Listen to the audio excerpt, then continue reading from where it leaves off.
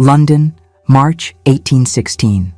The rain fell in sheets against the windows of Hartfield House, each drop a reminder that Priya Catherine Thompson was no longer amidst the scent of jasmine and cardamom from the bustling markets of Calcutta, but in this grey, unforgiving city, where the air, thick with the tang of coal smoke and wet wool, seemed to reject her presence. In the blue drawing room, she stood perfectly still, while her aunt, Mrs. Agatha Hartfield, circled her like a general inspecting faulty troops. The silk of Priya's traveling gown, still bearing traces of the long voyage from India, whispered against her legs as she fought the urge to flee. 20 years of living between two worlds had taught her resilience, but nothing had prepared her for the cold assessment in her English relations' eyes. The letter that had summoned her across the ocean lay on the mantelpiece, its broken seal a final reminder of the fever that had taken her father and stepmother within 3 days of each other, leaving her utterly alone in a country that had never truly accepted her.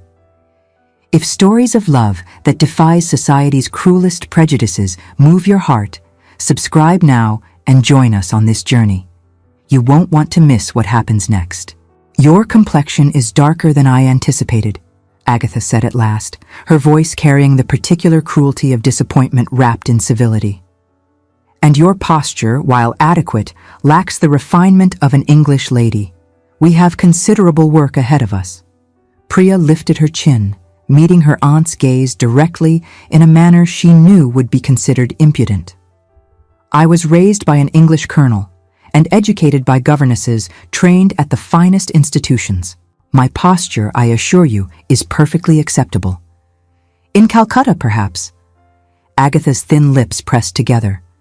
"But you are in London now, child. The standards are infinitely higher. Your father may have been a gentleman, but your appearance will always betray your mother's unfortunate origins." The words landed like physical blows, but Priya had learned long ago not to flinch. Her mother, dead these 15 years, had been the daughter of a Bengali scholar, beautiful and brilliant and completely unacceptable to British society. Her father had loved her desperately and paid for that love with social exile, spending his career in minor military posts far from the glittering circles he'd been born to. "I understand my position, Aunt," Priya replied quietly. "I shall endeavor not to embarrass the family. As soon as I reach my majority and can access my father's pension, I shall return to India, where I belong." "Return?" Agatha's voice sharpened. "And what would you do there? A woman alone, neither fully English nor fully Indian? Don't be absurd. No, you shall stay here, and if fortune smiles upon us, we may find you a situation as a companion or governess, someone respectable but not requiring a spotless lineage. My late husband was not as prudent in his affairs as one might hope, child. This household cannot afford to support charitable causes indefinitely. You will find a situation." Before Priya could respond, the drawing room door opened, and a gentleman entered with the careless grace of someone who had never questioned his right to enter any room at any moment. Lord Nicholas Lennox was precisely the type of man Priya had been warned against her entire life. Tall and lean, with dark hair that fell rebelliously across his forehead despite obvious attempts at taming, he possessed the dangerous combination of aristocratic privilege and rakish charm. His gray eyes swept the room with the boredom of someone accustomed to finding little of interest anywhere he looked, until those eyes landed on Priya. Something shifted in his expression, so subtle she might have imagined it. The boredom fled, replaced by a sharp, assessing intelligence that made her uncomfortably aware of every inch of her own body. "Nicholas," Agatha said, her tone warming considerably, "I did not expect you until dinner. May I present your cousin, Miss Priya Catherine Thompson, recently arrived from Calcutta. Priya, this is Lord Nicholas Lennox, my late husband's nephew." "Miss Thompson." Nicholas bowed with perfect correctness, but when he straightened, his eyes held hers for a fraction longer than propriety allowed. "Calcutta. Then you must find our English weather and perhaps our company terribly dull." "On the contrary, my lord," Priya replied, executing a curtsy that would have satisfied even her strictest governess. I find the gray restful, and the company, thus far, perfectly civil. Priya's father was Colonel Henry Thompson, Agatha interjected, her tone making it clear this information should lower rather than raise Priya's consequence. He served in the East India Company's military forces. A gentleman by birth, though his career took him rather far from civilized society. How fascinating! Nicholas's voice carried a note Priya couldn't quite interpret. I find I have little patience for what passes as civilized society these days. Tell me, Miss Thompson, do you miss Calcutta? It was a dangerous question, loaded with implications. If she said yes, she would appear ungrateful. If she said no, she would be lying. I miss the warmth, she said carefully, both of the climate and of the people who knew my father. He was much respected there. I'm certain he was. Nicholas moved further into the room, and Priya noticed the way he carried himself, like a man perpetually ready for either a duel or a dance. And what are your plans now that you are in London? Priya will be residing with us for the foreseeable future, Agatha answered before Priya could speak. We shall see to her education in proper English manners, and when appropriate, find her a suitable position. Though I fear she will find London society rather overwhelming at first. On the contrary, Nicholas said, his eyes never leaving Priya's face. I suspect Miss Thompson is far more formidable than you credit her, Aunt. Anyone who has navigated the complexities of colonial society and survived a voyage halfway around the world possesses considerable fortitude. It was a compliment, and yet Priya sensed the undercurrent of something more. Challenge, perhaps, or simple curiosity about someone who didn't fit neatly into the rigid categories of the ton.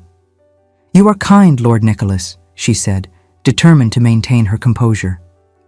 But I have no illusions about my place here. I am quite content to remain as inconspicuous as possible. How disappointing. His smile was quick and devastating. I had hoped you might prove more interesting than the usual parade of insipid debutantes inflicted upon us each season. Nicholas! Agatha's voice cracked like a whip. You forget yourself. Priya is hardly a debutante, and such comments are entirely inappropriate. My apologies. He didn't sound remotely apologetic. I shall leave you to your afternoon. Miss Thompson, I look forward to becoming better acquainted with you during your stay. He bowed again and departed, leaving a strange tension in his wake. Priya felt her heart beating faster than it should, a physical response to his presence that alarmed her.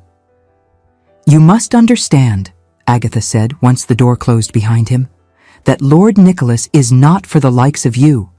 He is promised to Lady Cecilia Thomas, the daughter of the Earl of Westbridge, a perfect match in every regard. The announcement will be made at the Westbridge Ball in 3 weeks.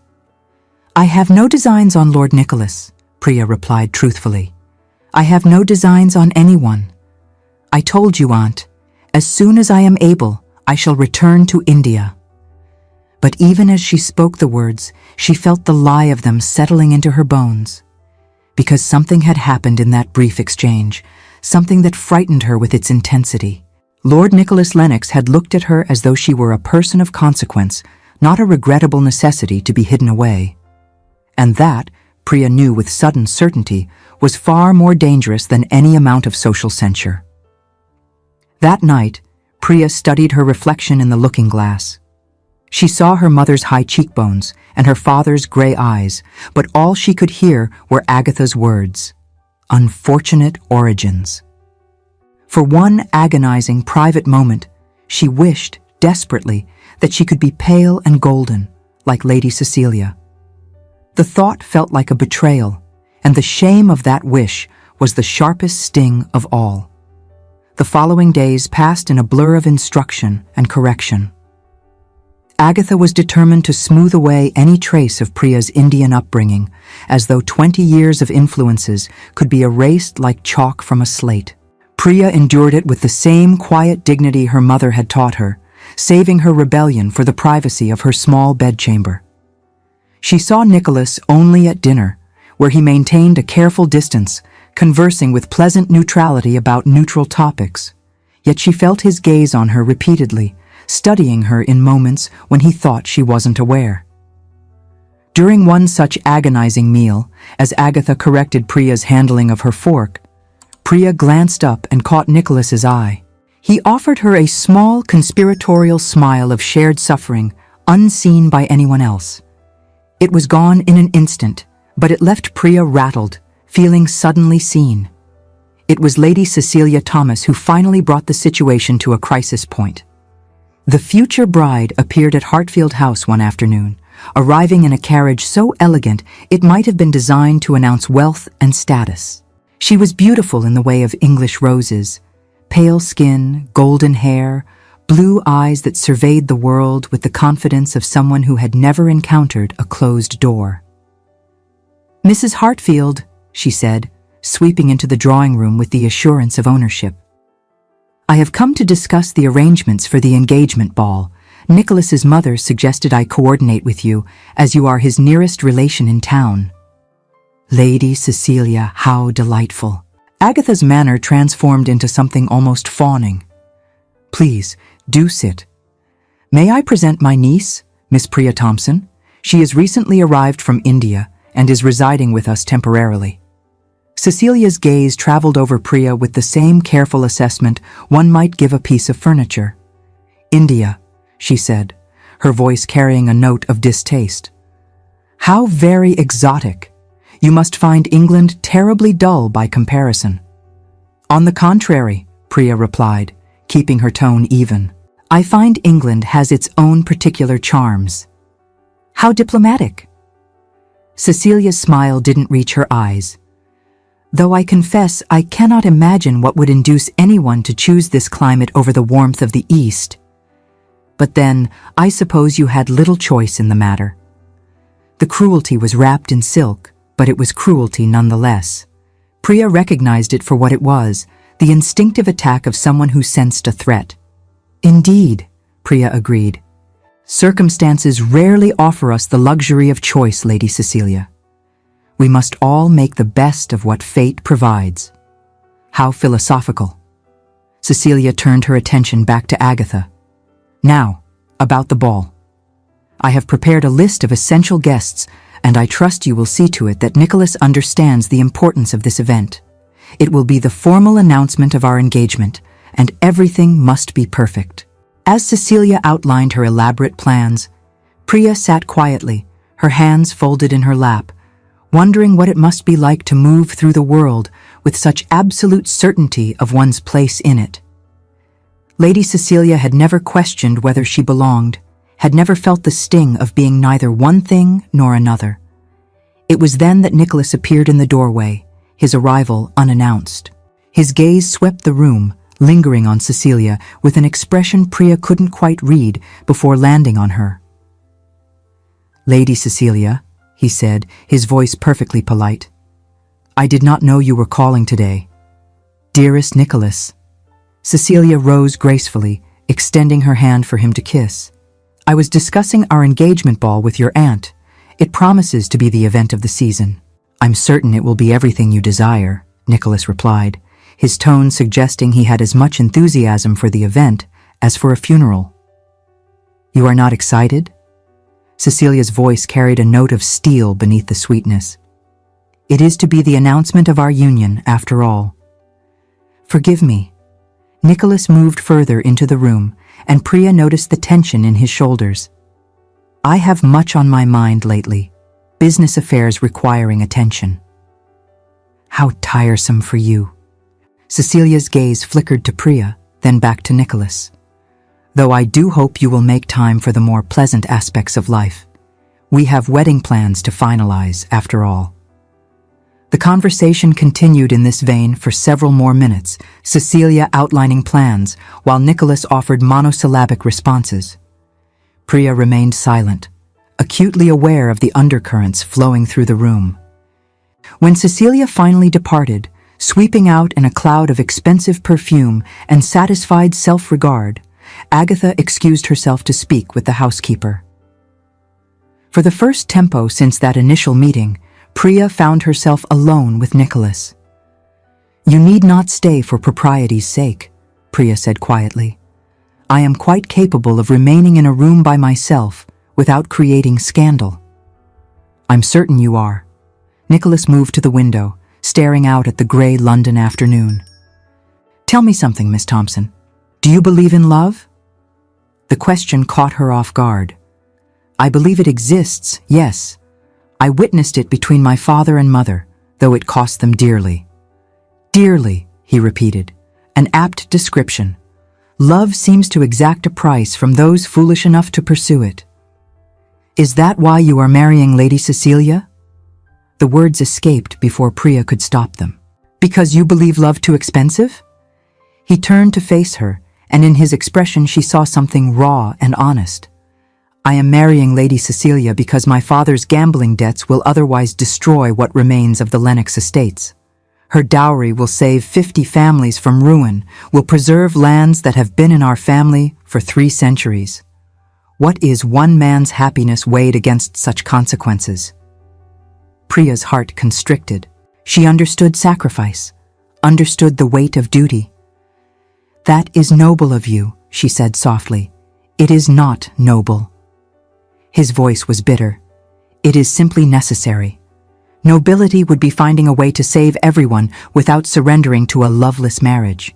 But I am not that clever or that brave. You are brave to face an unwanted future with such clear eyes. Priya stood, drawn toward him by an impulse she didn't fully understand. Many men would deceive themselves, claim to love where they do not. And you, Miss Thompson? He took a step closer, close enough that she could see the silver flecks in his gray eyes. What sacrifices has your life demanded? Everything, she whispered. My mother died when I was 7. My father loved me but could never fully reconcile his English birth with his Indian heart. I have never belonged anywhere, Lord Nicholas. Not in Calcutta, certainly not here. I am a permanent stranger, accepted nowhere. Then we are both exiles, he said quietly, though you wear your isolation with far more grace than I. The air between them seemed to thicken, charged with something neither of them could name. Priya knew she should step back, should remember the vast gulf of propriety and circumstance separating them. But she remained frozen, held by the unexpected connection forming between 2 people who had no right to understand each other so completely. Nicholas. Agatha's voice sliced through the charged air. She stood in the doorway, her face pale with fury. A word with you, immediately. He stepped back, the careful mask of aristocratic indifference sliding back into place. Of course, Aunt. He bowed to Priya. Miss Thompson. After he departed, Priya sank into her chair, her heart racing. She had been in England less than a fortnight, and already she was in danger of committing the greatest folly of her life. The weeks leading to the engagement ball passed with agonizing slowness. Priya rarely saw Nicholas, though she felt his absence like a physical ache. Agatha had made it abundantly clear that any further private conversations between them would not be tolerated. You must understand your position, her aunt had said coldly. You are here by charity, nothing more. Lord Nicholas is far above your reach, even if he were not already promised. Any hint of impropriety, and I will have no choice but to send you away.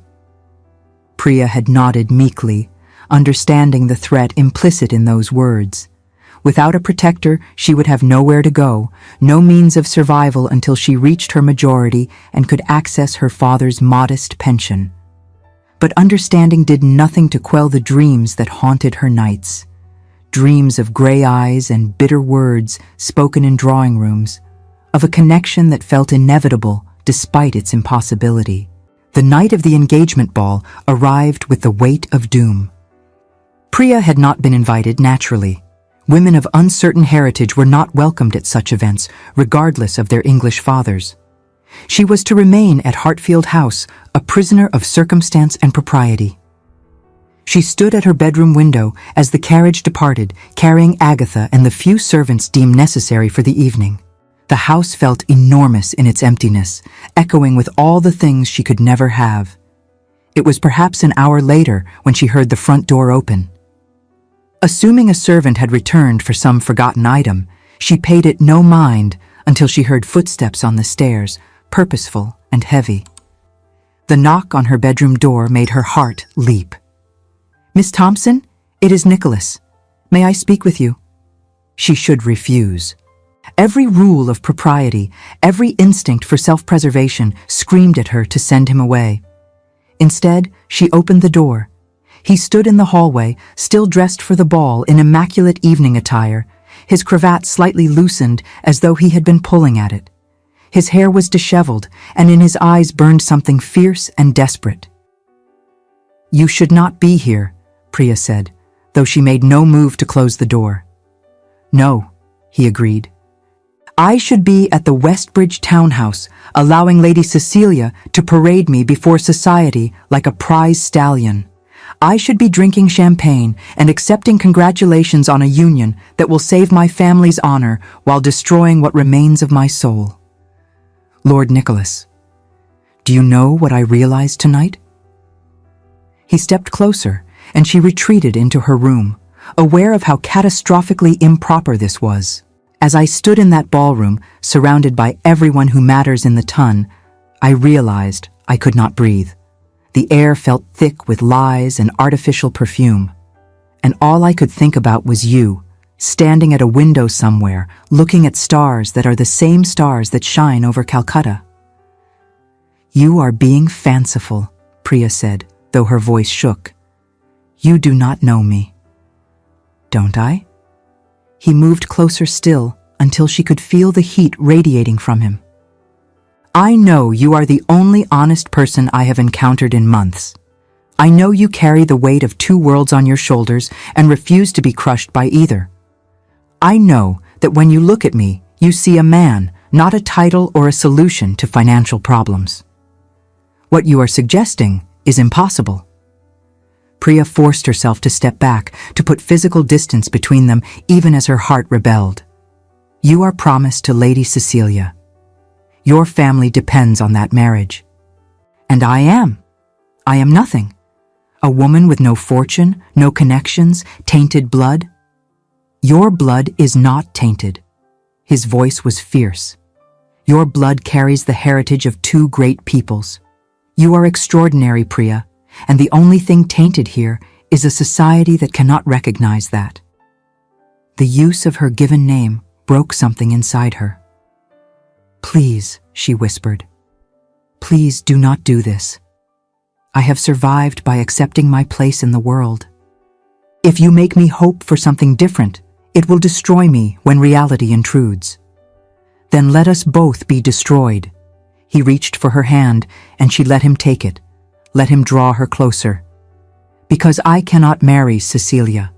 I cannot spend my life pretending I do not feel this, whatever this is. Your family will be disappointed. The estates will suffer. But there are other ways to manage debt, other solutions that do not require me to sacrifice my entire future."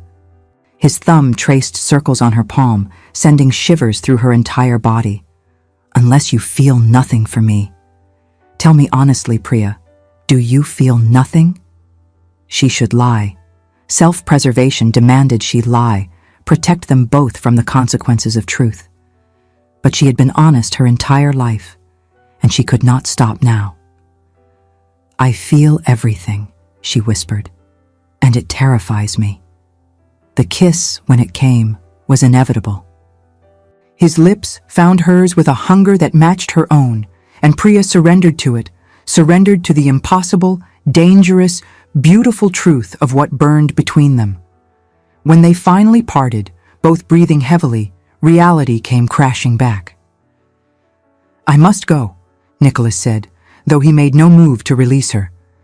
"Before your aunt returns, but know this, Priya Catherine Thompson, I will find a way. I swear it to you."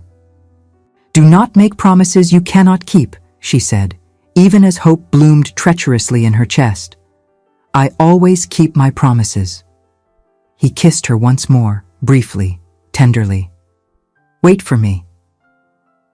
Then he was gone, leaving her alone with the thundering of her heart and the terrifying knowledge that her life had just irrevocably changed. The scandal broke the following morning. By noon, it was the only topic of conversation in every drawing room in Mayfair. Nicholas had left the engagement ball early, pleading illness. The slight to Lady Cecilia had been noted by everyone present. But it was his appearance at Hartfield House in the middle of the night, witnessed by a footman in service to Lady Cecilia's family, that ignited the wildfire. Agatha arrived home in a fury unlike anything Priya had ever witnessed. "You have destroyed us," she hissed, her face white with rage. "Destroyed everything. That boy, that foolish, reckless boy, has thrown away his future for what? A dalliance with a half-caste girl who should have been grateful for the roof over her head?" The slur landed like a physical blow, but Priya kept her head high. "Lord Nicholas's decisions are his own. I encouraged nothing." "Liar!" Agatha's hand rose, and Priya braced for the strike that never came. Her aunt's hand trembled in the air, then fell. "Pack your things. You will leave this house today. I will not harbor the instrument of my family's destruction." "Where am I to go?" The question came out steadier than Priya felt. "That is no concern of mine. Perhaps back to India, where you belong, or perhaps into the streets. Either way, you are no longer welcome under this roof." The injustice of it burned, but Priya said nothing. She had learned long ago that defending herself against prejudice only amplified it. She simply turned and climbed the stairs to her room, her mind already calculating how long her meager savings would support her. She was folding her traveling gown when she heard raised voices below. Nicholas's voice, sharp with anger, and Agatha's, shrill with indignation. Then footsteps on the stairs, and her door burst open. Nicholas stood there, his face set with determination. "Pack only what you truly need," he said. "We are leaving." "Lord Nicholas, this is madness," Priya protested, even as relief flooded through her. "Where would we go? Your family." "My family has disowned me as of 1 hour ago." He said it matter-of-factly, as though discussing the weather. "My father made his position quite clear. If I refuse to honor the engagement to Lady Cecilia, I am to receive nothing. No allowance, no access to family property, nothing. Then you must reconsider." Priya grasped his arm. "You cannot throw away everything for me. It is not rational." "Nothing about this is rational." He covered her hand with his. "But it is right. I have spent my entire life doing what was expected, being the dutiful son, the proper gentleman, and I have been miserable. Then you arrived, and suddenly I understood what had been missing. Purpose, truth, the courage to claim what I want rather than accept what is offered." "What you want is a fantasy," Priya said desperately. "You do not truly know me. You are reacting to the novelty, the forbidden nature. I am reacting to you." He took her face in his hands, forcing her to meet his eyes. "I cannot go through with this marriage. Not after meeting you. I know you see the world as I do. As a performance, I am failing. You are the only honest person I have encountered in months, and I will not bind myself to a lie." The words stole her breath. He was speaking of refusing everything, this man who had everything to lose and nothing to gain from such defiance. "I have nothing to offer you," she whispered. "No fortune, no family connections. Your life will be infinitely harder with me in it. My life will be honest with you in it." He kissed her forehead gently. "And that is worth more than all the wealth and connections in England. Now will you trust me? Will you take this leap into the unknown with me?" She thought of the stories of her parents, the price they paid for this exact choice. Perhaps that kind of happiness was worth any price. "Yes," she said simply. "I will trust you." The journey that followed was unlike anything Priya could have imagined. Nicholas, it turned out, possessed resources his family knew nothing about. A small inheritance from his grandmother, invested wisely and kept separate from the family accounts. Enough to support them modestly, but comfortably if they were careful. They married quietly in a small church, far from London, with only the vicar and his wife as witnesses. It was nothing like the grand society wedding Nicholas would have had with Cecilia, but as Priya stood beside him and spoke her vows, she felt a completeness she had never known. I, Nicholas Hartfield Lennox, take thee, Priya Catherine Thompson, to be my lawfully wedded wife. His voice was steady, his eyes never leaving hers. To have and to hold from this day forward, for better, for worse, for richer, for poorer, in sickness and in health, to love and to cherish, till death us do part. When it was her turn, Priya's voice rang clear in the small church. I, Priya Catherine Thompson, take thee, Nicholas Hartfield Lennox, to be my lawfully wedded husband, to have and to hold from this day forward, for better, for worse, for richer, for poorer, in sickness and in health, to love and to cherish, till death us do part. As the vicar pronounced them man and wife, Priya felt the weight of her lifelong loneliness finally lifting. She was no longer alone. She belonged to someone, and someone belonged to her. But belonging, she would soon discover, came with its own challenges. The months following their marriage tested them in ways neither had anticipated. Society's rejection was absolute. Doors that would have opened for Nicholas alone remained firmly closed to him and his half-Indian bride. Invitations ceased. Old friends crossed the street rather than acknowledge them. Nicholas, repeatedly snubbed in his attempts to secure a position as an estate manager or man of affairs, roles his education suited him for, spent weeks seeking new employment, returning each evening paler and more drawn. Priya watched, heartbroken, as the reality of his sacrifice settled upon them. The scandal sheets printed increasingly vicious caricatures depicting Nicholas as a fool bewitched by exotic temptation. Through it all, Priya bore the weight of knowing she was the cause of his fall from grace. She watched him adapt to their reduced circumstances, saw him take employment initially managing the ledgers for a merchant too focused on profit to care about scandal. It was honest work, but far beneath what Nicholas had been raised to expect. "Do you regret it?" she asked him one evening as they sat in their modest lodgings, a far cry from the grand townhouses of Mayfair. "Regret what?" Nicholas looked up from the accounts he had been reviewing. "This." Priya gestured to the small room, the simple furnishings. "Everything you gave up for me."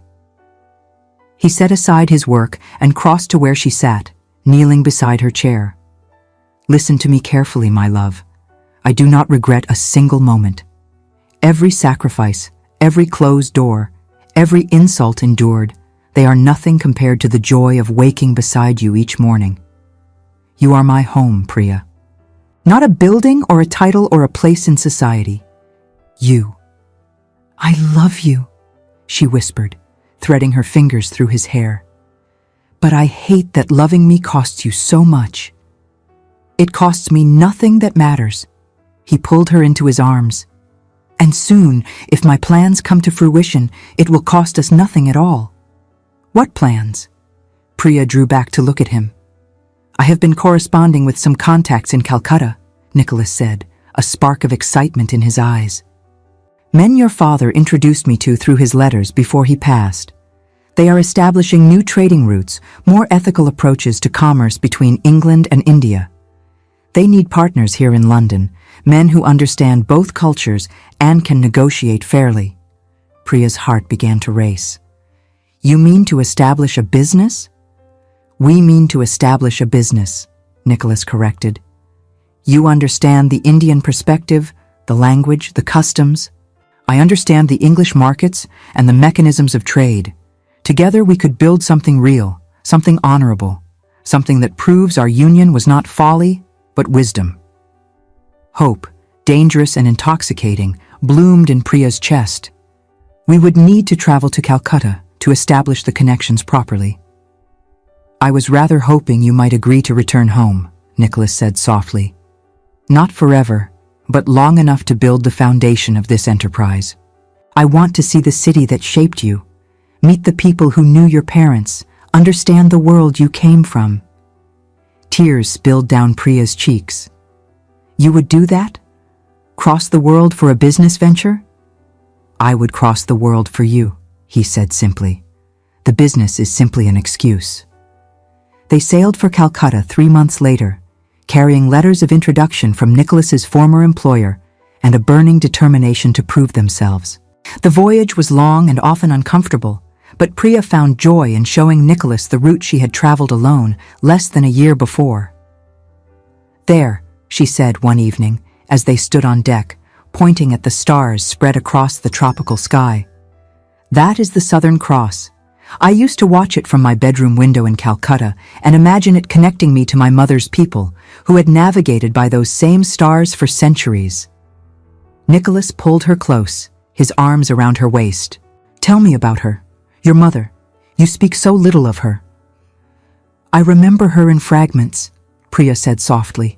The way she smelled like jasmine and sandalwood, her voice when she sang Bengali lullabies, the feel of her hands braiding my hair. She died of cholera when I was 7, and my father, he tried so hard to keep her memory alive for me. But it hurt him to speak of her, so I learned to keep those memories private. She would be proud of you, Nicholas said, of the woman you have become. Strong and graceful and true to yourself, despite all the world's efforts to diminish you. She would be proud of us both, Priya replied, for choosing love over convenience, truth over comfort. When they finally arrived in Calcutta, Priya felt something settle inside her. The heat, the colors, the cacophony of languages blending in the streets. It was all familiar and beloved. But now she experienced it differently, through Nicholas's wondering eyes. It is extraordinary, he breathed as they rode through the crowded bazaar. I have never seen anything like it. Welcome to my world, Priya said with a smile. Or one of my worlds, at least. The business connections proved even more promising than they had hoped. Her father's friends welcomed them warmly, impressed by Nicholas's willingness to learn and respect Indian customs. Within weeks, they had established the framework for a trading company that would specialize in textiles, spices, and cultural artifacts, all acquired through fair negotiation rather than exploitation. You understand, one elderly merchant told Nicholas, that the British in Calcutta will not easily accept you after this. Once you align yourself with fair trade, with respecting Indian partners as equals, you mark yourself as different. Dangerous. I have been marked as different since the day I married this extraordinary woman, Nicholas replied, taking Priya's hand. I have discovered that being different, when it means being right, is far preferable to being accepted while being wrong. The merchant smiled, his weathered face crinkling. Your father was the same, Miss Priya. He chose truth over acceptance, love over convenience. It is fitting that you have found a partner who understands that choice. As the months passed, their business flourished. They divided their time between Calcutta and London, establishing a network of ethical trade that slowly began to attract attention from others weary of the East India Company's exploitative practices. It was not easy, and they faced constant opposition from entrenched interests, but they persevered. In their second year of marriage, as they prepared for another voyage between their two worlds, Priya discovered she was expecting a child. The news filled her with both joy and trepidation. What if our child faces the same rejection I did? She asked Nicholas one evening as they walked along the banks of the Hooghly River. What if we have condemned them to a life of never belonging? Nicholas stopped, turning her to face him. Our child will belong everywhere because we will teach them to belong to themselves first. They will carry the best of both worlds, as you do, and they will know from birth that they are loved unconditionally. That is more than most children receive. You are not afraid, Priya searched his face. I am terrified, he admitted. But I am also exhilarated. We are creating not just a business, but a family. A small piece of the world where love and respect matter more than bloodlines and propriety. That is revolutionary, Priya. That is worth any fear. Their daughter was born in Calcutta on a monsoon evening, entering the world with a lusty cry that seemed to announce her determination to be heard. They named her Aditi Catherine Lennox, honoring both her heritages, and as Priya held her for the first tempo, she felt the circle of her life completing. "She is perfect," Nicholas whispered, his finger tracing their daughter's tiny hand. "Absolutely perfect." "She is ours," Priya replied, "and that makes her extraordinary." 5 years after Priya had first arrived in England, friendless and alone, she stood on the deck of a ship sailing back to London with her family. Their business had grown beyond their wildest expectations, and with success had come a grudging respect from some quarters of society. But it was not society's approval they had sought or needed. They had built their own world, one where love transcended boundaries and prejudice could not extinguish truth. Their home was wherever they were together, whether in the grand house they now maintained in Calcutta or the comfortable townhouse they had purchased in London's less fashionable but more welcoming neighborhoods. They learned through solicitors that Mrs. Hartfield's own precarious finances had collapsed without Nicholas's support. She had retired to Bath, her name no longer welcome in the circles she had fought so desperately to protect. "What are you thinking?" Nicholas asked, coming to stand beside her at the rail, their daughter sleeping peacefully in his arms.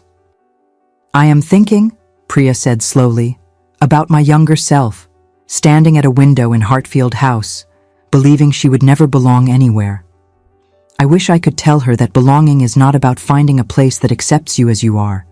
It is about creating a place where you can be yourself and inviting others who understand that vision to join you." Wise words. Nicholas shifted Aditi gently, settling her more comfortably. "Though I might add that it helps to have someone extraordinary by your side during the creation process." "I was going to say the same thing." Priya leaned her head against his shoulder, watching the sun set over the ocean, painting the sky in shades of orange and pink. "We have been lucky, Nicholas. Not everyone who dares to love across boundaries finds what we have found." "It was not luck," he said firmly. "It was courage, yours initially. You taught me what it meant to live authentically, to refuse to accept limitations others tried to impose. I merely followed your example." "We taught each other," Priya corrected. "You taught me that I was worth fighting for, worth the cost. Before you, I had accepted that I was a problem to be managed, a disappointment to be endured. You showed me a different truth." As the ship cut through the waves, carrying them toward England, but also toward the life they had chosen, Priya reflected on the journey that had brought her to this moment. The grief of losing her parents, the loneliness of her early days in London, the scandal and rejection that had followed her marriage, all of it had been necessary to forge her into the woman she had become. The England they were returning to was not entirely changed. Prejudice still existed, social hierarchies still constrained. But their success had created cracks in those structures, spaces where others like them could begin to imagine different possibilities. "Papa! Papa!" Aditi stirred awake, her small hands reaching for Nicholas's face. "Tell story!" "What story would you like to hear, my darling?" Nicholas asked, bouncing her gently. "Mama and Papa's story," Aditi demanded, as she always did. Nicholas caught Priya's eye, smiling. "Very well. Once upon a time, in a country far away, there lived a brave princess who had traveled across the ocean." "Not princess," Aditi interrupted. "Mama, not princess. Mama explorer." "You are quite right," Nicholas amended. "A brave explorer who had traveled across the ocean, carrying with her the wisdom of 2 great lands. And in this new country, she met a very foolish man who thought he knew what he wanted from life." "Papa, not foolish," Aditi protested. "Papa was very foolish," Priya interjected, reaching over to stroke her daughter's dark curls. "But he was also very brave. And sometimes, being brave means admitting you were wrong about what matters." "What matters?" Aditi asked, her large eyes fixed on her mother's face. "Love matters," Nicholas said softly. "Truth matters. And choosing to build a life with someone who sees your true self, that matters most of all." Aditi considered this seriously, then nodded. "And then happy?" she asked. "And then Very happy, Priya confirmed. Not always easy, but always happy because we were together. Good story, Aditi announced, satisfied, and promptly fell back asleep. As Nicholas carried their daughter below deck to their cabin, Priya remained at the rail, watching the stars emerge in the darkening sky. The same stars that shone over Calcutta, over London, over every place she had ever called home. She thought of the girl she had been, arriving in England with nothing but grief and determination. She thought of the woman she had become, forged by adversity and refined by love. And she thought of the future stretching before her, uncertain but no longer frightening. Because she had learned the most important lesson of all. Home was not a place or a country or even a language. Home was the choice to stand beside someone and build a life together, creating something new from the fragments of two different worlds. The voyage continued through calm seas and rough, through starlit nights and storm-tossed days. And through it all, Priya carried the certainty that she had found what she had been seeking her entire life. Not acceptance from a society that would never fully embrace her, but something far more valuable, the courage to accept herself and a partner who had found the same courage in loving her. They arrived in London on a grey morning, much like the one that had greeted Priya 5 years earlier. But this time, she walked down the gangplank with her head high, her husband beside her and her daughter in her arms. This time, she was not arriving as a supplicant, hoping for scraps of charity, but as a successful merchant's wife, returning to expand their already thriving business. The England that awaited them had not transformed overnight into a bastion of tolerance and acceptance, but it had begun to crack, slowly, imperceptibly, under the pressure of people like Nicholas and Priya, who refused to accept that love could be constrained by artificial boundaries. They established their London headquarters in a building near the docks, where the smell of spices and the sound of different languages created a small corner of the world that belonged to everyone and no one. Their staff was drawn from both English and Indian communities, and their business practices, fair and transparent, attracted attention from those weary of exploitation. One afternoon, 3 years after their return to London, as Priya was reviewing shipping manifests in their office, an unexpected visitor arrived. "Mrs. Lennox," the butler's voice was uncertain. "The Viscountess Ashworth is here to see you. She says it is a matter of some importance." The Viscountess entered the office with considerably less assurance than she had shown at Hartfield House all those years ago. She was still beautiful, still impeccably dressed, but there was something diminished about her, a brittleness that had not been there before. "Mrs. Lennox," Lady Ashworth said, and Priya heard genuine humility in her voice.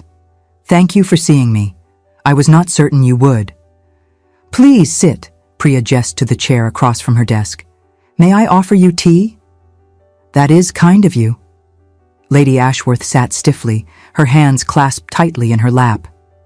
"I will be direct, as I imagine you have little patience for social pleasantries from me. I have come to apologize."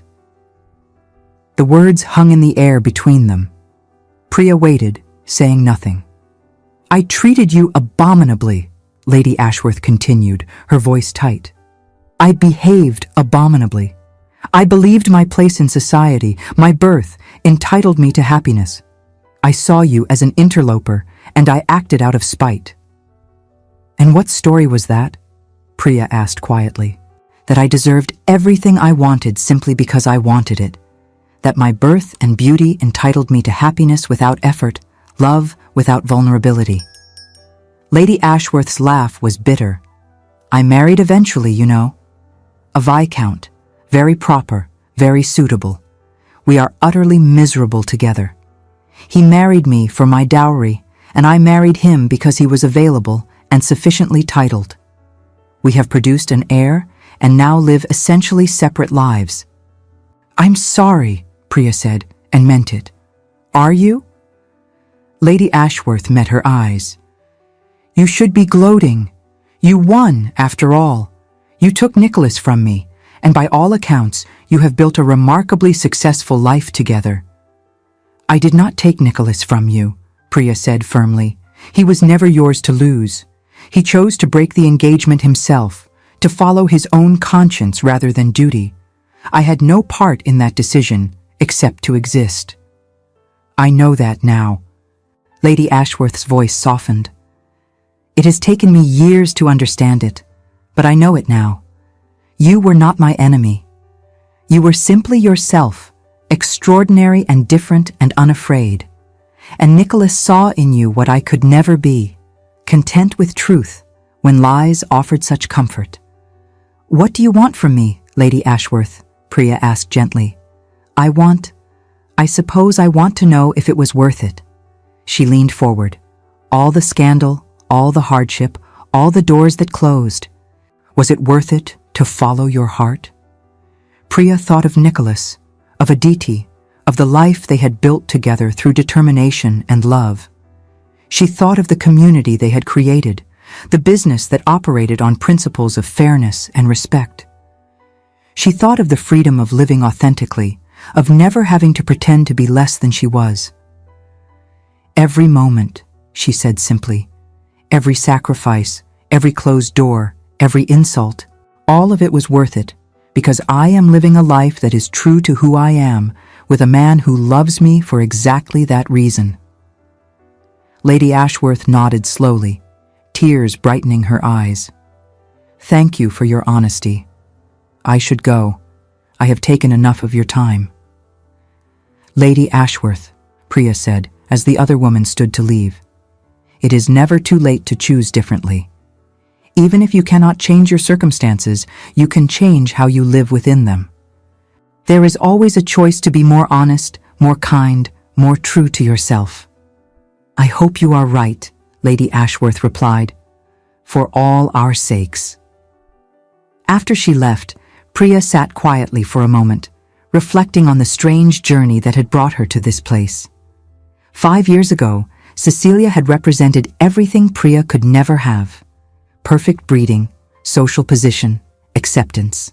Now, looking at the life Cecilia led, Priya understood how little those things truly mattered when measured against authenticity and love. That evening, as she and Nicholas sat together reviewing their business accounts, their daughter playing nearby with wooden toys carved by a craftsman in Calcutta, Priya shared the story of Lady Ashworth's visit. Do you think she will find happiness? Nicholas asked, his hand finding Priya's beneath the table. I hope so, Priya replied, though I suspect it will be a different kind of happiness than she once imagined, perhaps smaller, quieter, but no less real for being unexpected. Like ours, Nicholas said with a smile. Ours is not small, Priya protested. No, he agreed, but it is quiet in its way. We do not command the attention of society or set the fashion. We simply live well and love truly. That is its own kind of revolution. A revolution I would not trade for all the acclaim in the world, Priya said, leaning against his shoulder. 8 years after she had first arrived in England, Priya stood in the drawing room of their London home, preparing to host a dinner party. It was not a society event, not the sort of glittering affair that would be discussed in the Tun's morning calls. Instead, it was a gathering of friends and business associates, people from diverse backgrounds united by common values. Among the guests were merchants from Calcutta, reformers working to change unjust laws, writers documenting the changing face of England, and families like their own who had built lives across cultural boundaries. It was, in its way, a glimpse of the world Priya had always hoped might exist. You have done something remarkable here, one guest told her, a writer who had been documenting their novel methods of trade. Created a space where people from different worlds can meet as equals. That is no small feat. It is not my doing alone, Priya replied, her eyes finding Nicholas across the room where he spoke animatedly with a textile merchant. It is what happens when people choose to see each other's humanity first, before nationality or class or any other artificial division. You make it sound simple, the writer said with a smile. It is simple, Priya replied. Not easy, but simple. Choose love over fear. Choose understanding over judgment. Choose to build rather than destroy. Anyone can do it if they are brave enough. As the evening progressed, filled with laughter and heated debates, and the kind of genuine connection that transcends superficial boundaries, Priya felt a deep sense of contentment. This was what she and Nicholas had been working toward, not just a successful business, but a model for how different worlds could enrich each other rather than remaining forever separate. Later, after the guests had departed and Aditi was asleep in her bed, Priya and Nicholas stood together in their garden, watching the stars emerge in the London sky. "Do you ever regret it?" Priya asked, though she knew the answer. "Walking away from everything you were raised to value?" "I walked away from nothing," Nicholas said firmly. "I walked towards something far more valuable. You, this life, the freedom to live according to my own values rather than inherited expectations." He turned her to face him. "You gave me permission to be honest, Priya. That is the greatest gift anyone ever gave me." "You gave me a home," Priya replied. "Not a place, but a feeling. The security of being loved exactly as I am, without needing to diminish or disguise any part of myself." "We gave each other the courage to be whole," Nicholas said. "That is what love does, I think. It does not complete us, but it gives us the bravery to complete ourselves." The years continued to unfold, bringing their own mixture of joy and challenge. Their business expanded, their family grew. There were still those in society who would never accept them, still doors that remained closed. But they had built their own society, one based on merit and character rather than bloodline and prejudice. And on quiet evenings, when Nicholas asked her if she ever missed the simplicity of belonging to just one world, Priya would smile and shake her head. "I belong to the world we created," she would say. "And that world is infinitely richer than any single nation or culture could be." For in the end, they had proven what Priya had always suspected, but never dared to hope: that love, when genuine and brave, could indeed transcend any boundary society tried to impose, that two people from different worlds could create something entirely new, something that honored both their heritages while belonging exclusively to neither. They had built not just a marriage or a business, but a bridge between worlds. And on that bridge, standing hand in hand, they had found the belonging they had both been seeking their entire lives. Dear listener, perhaps you too have felt the isolation of standing between worlds, neither fully accepted here nor there. Like Priya, you may carry the weight of multiple heritages, multiple identities, struggling to reconcile parts of yourself that others insist must be separate. But remember this: your complexity is not a burden. It is a gift. The ability to see through multiple cultural lenses, to understand different perspectives, to build bridges between communities, these are precious abilities, born from the very experience that can feel most painful. Your worth is not determined by those who reject you or struggle to categorize you. It is inherent in who you are, in the unique combination of experiences and insights that only you possess. The right people will recognize and celebrate that uniqueness, will see in your complexity not a problem to be solved, but a richness to be treasured. Tonight, as you rest, know that belonging begins within yourself. When you embrace every part of your identity with love and courage, you create a foundation that cannot be shaken by others' narrow definitions. You are whole, you are worthy, and your story matters. Thank you for journeying with us through Priya and Nicholas's story of courage and love across boundaries. If this tale of defying society's cruelest prejudices moved your heart, please subscribe, like, and share it with someone who needs to hear that love truly can transcend any barrier. Your support helps us continue telling stories that celebrate the extraordinary courage it takes to choose authenticity over acceptance.